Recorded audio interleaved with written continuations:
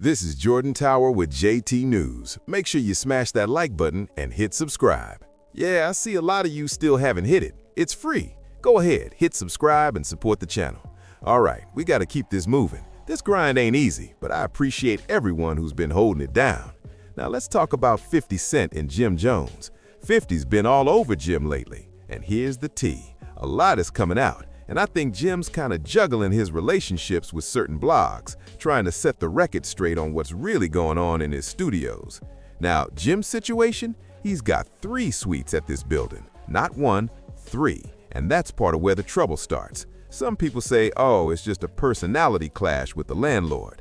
Nah, it's deeper. The landlord can't just cut the heat or change locks like that, especially in a studio building where noise, podcasts, and filming are expected.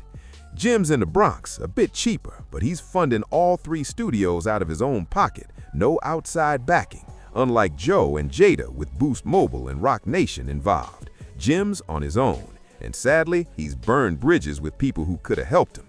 So yeah, he's stretched thin, trying to juggle too much. But the landlord, definitely wrong here. Changing locks, cutting the heat, that's not how you handle a business tenant. It's personal, but it doesn't fly. That's why you saw Jim kicking doors down in the footage. And yes, the landlord shared it to make him look bad. Jim can be impulsive, but the landlord is also in the wrong. And then there's 50 Cent. He just doesn't like Jim because he sees him as disloyal. Cam, Kanye, you name it. Jim's history with loyalty is questionable.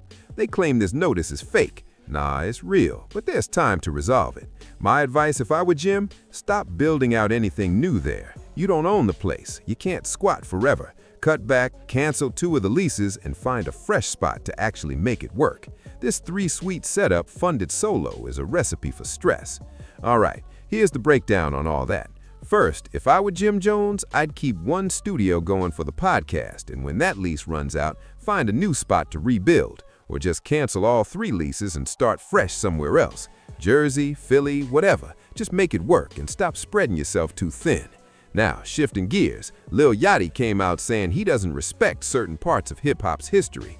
He claimed that when he started, hip-hop was whack, and he specifically criticized Rapper's Delight from the 80s, calling it trash. Hold up, that song literally started it all. You gotta have respect for your elders if you've made a living off the culture. That's common sense. Lil Yachty calling that era trash publicly? That's ungrateful, and frankly, it's disrespectful.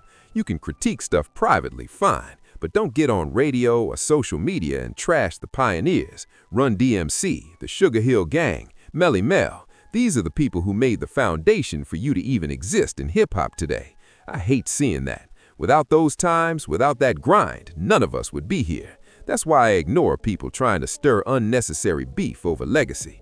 Next up, Teddy Riley called out Keith Sweat for not paying him on his first album. He produced multiple tracks and never got compensated. And he's speaking on this 40 years later.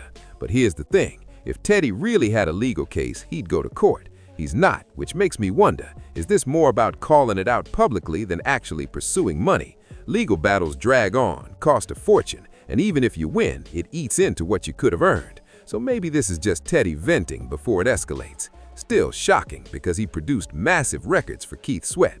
Now, T.I.'s son, King Harris, called out 50 Cent over alleged paperwork about Lode Mac and Jimmy Henchman. But hold up, this is old stuff, already disproven. Lode Mac had an altercation with Henchman's son, died a year later, and the police already had the situation handled. 50 Cent wasn't even involved, he wasn't interviewed. Someone just typed up some paperwork and circulated it.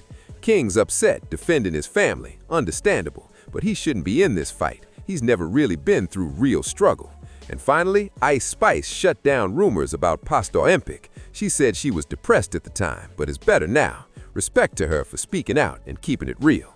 All right, here we go. So she was probably trying something, but I bet she realized it wasn't worth it. Messing with that stuff really throws off your body chemistry. The GL, what they call them, GLP-1s, something like that. Moving on. 50 Cent said XXL should be ashamed of themselves. He said he's not going to comment on Beyoncé's mother posting T.I.'s wife. And honestly, 50's right. Sometimes trolling goes too far. Chill, bro. Don't step into Beehive. Meanwhile, Lil Durk showed up at a pre-trial hearing in L.A., and the judge moved his trial date again. 3 of his co-defendants filed a motion to sever their cases, trying to separate one defendant from the others. Dominoes are falling. And then we got Lil Baby and Young Thug apparently patching things up. Thug was pillow talking with Mariah the Scientist about Lil Baby and QCP, but Baby seems to have let it slide. A little bromance forming. Pause. Future sounding like he's back with his DS2 era vibes. Styrofoam sounds crisp. And Cardi B allegedly went off on Nicki Minaj over a joke in the NSL back room last week. Look, these two just need to move on. This beef is over nothing. Just personal dislike over a verse on a Migos track. And then we got NORE reflecting on his legacy. He claims he inspired rappers and made it cool to be a podcaster. People called him a nerd in the beginning. Nah, he just worked the game. Got guidance from Elliott Wilson, Peter Rosenberg, and DJ EFN, and that launched his podcast career. NORE's been grinding since Fatburger and Ocean Drive in Miami, hitting rappers up for tracks. I respect that hustle. But now, too many podcasts, too much content. Even Memphis Bleak has one. It's oversaturated. Same stories, same interviews, boring. The Game was asked by Fat Joe on their Joe and Jada podcast if he wished he and 50 Cent could unite instead of beefing. He said not one day. Some days he misses G-Unit. Some days he's like, feck 'em, I'm on my own. Mood swings. And Clarissa Shields is heading to Zeus for a reality show. People say she's trying to follow in Remy Ma's footsteps. We'll see. And that's the wrap. This is Jordan Tower with JT News. Smash that like button, hit subscribe, don't be shy. It really helps the channel, and I appreciate all of you. If you enjoy the content, make sure to subscribe. Jordan Tower with JT News. I'll catch you on the next one.